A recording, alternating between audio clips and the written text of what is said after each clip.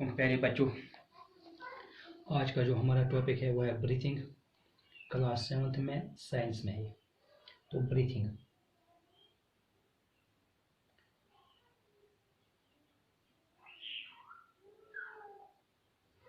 अगर हम क्या करेंगे, 2 मिनट के लिए अपनी नाक को अपनी उंगलियों से पकड़कर बंद करेंगे और कोशिश करेंगे कि जो हमारा एयर है वो नोज के जरिए हमारी बॉडी के अंदर चला जाए। ये एक्टिविटी हम करेंगे तो इसमें हम इस एक्टिविटी को कितनी देर तक संभाल सकते हैं।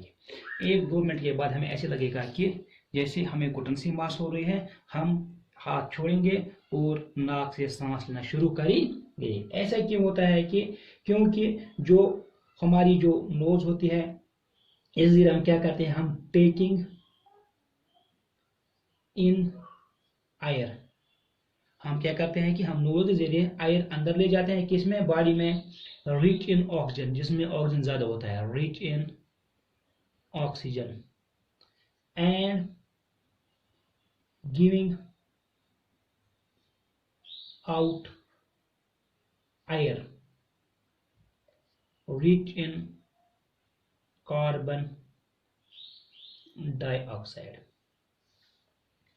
ठीक है, तो हम क्या करते हैं कि जो एयर हम बॉडी के अंदर ले जाते हैं जिसमें ऑक्सीजन ज़्यादा होता है, और जो हम एयर होता है उसको बाहर छोड़ते हैं, जो हम सांस छोड़ते हैं बाहर छोड़ते हैं, उसमें कार्बन डाइऑक्साइड ज़्यादा होता है। इसी प्रोसेस को हम कहते हैं इज कॉल्ड एज ब्रीथिंग। इसी प्रोसेस को हम कहते हैं ब्रीथिंग।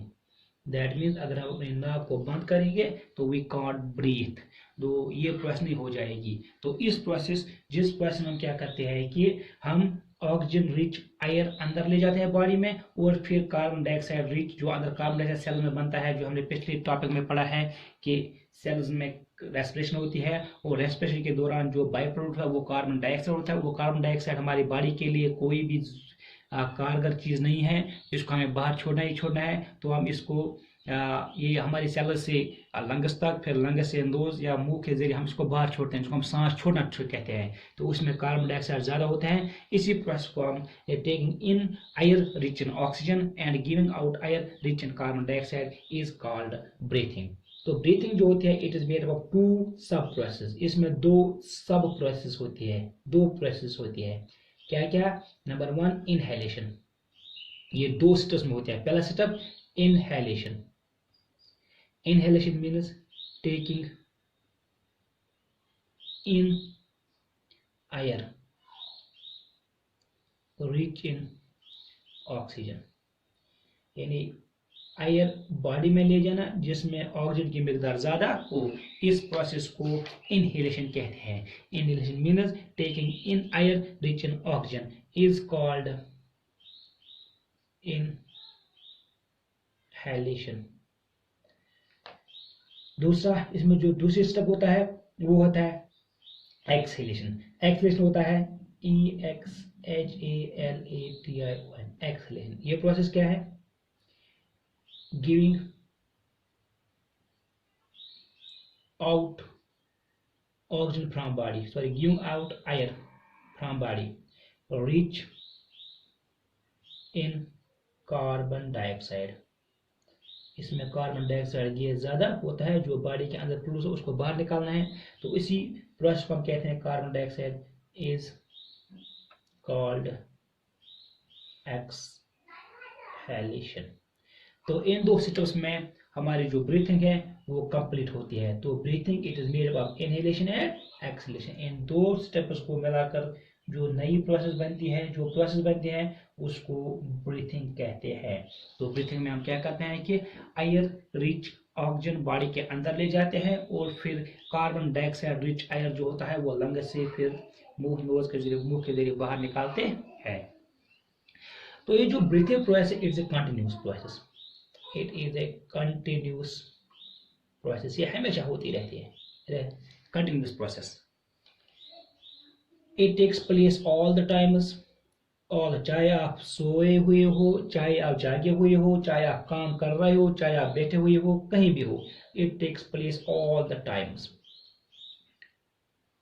Through out life. जब तक इंसान जिंदा है, थ्रू आउट द लाइफ, जब तक इंसान जिंदा है तब तक ये प्रोसेस कंटिन्यूसली होती रहती है, जिसको हम ब्रीथिंग कहते हैं।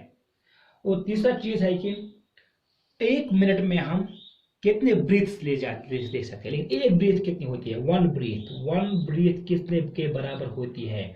One breath is equal to one inhalation plus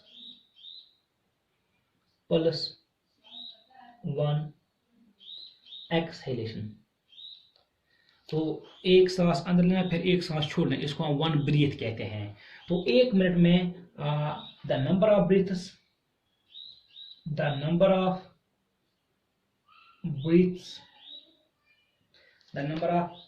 a person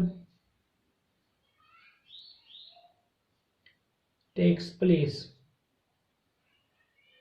in 1 minute is called rate of